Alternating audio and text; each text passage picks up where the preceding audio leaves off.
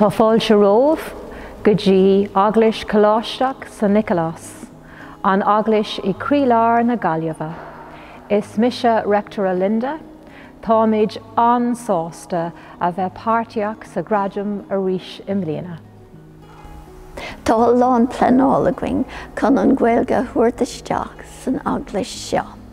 Mar ó bhliain trídíoch fiche go dtí an bliain seo, tá an stair an Eaglais seo agus stair cathair na Gaillimh ceangal le chéile. Agus tá sé antáchtach doing chun an Gaeilge a úsáid as seo amach.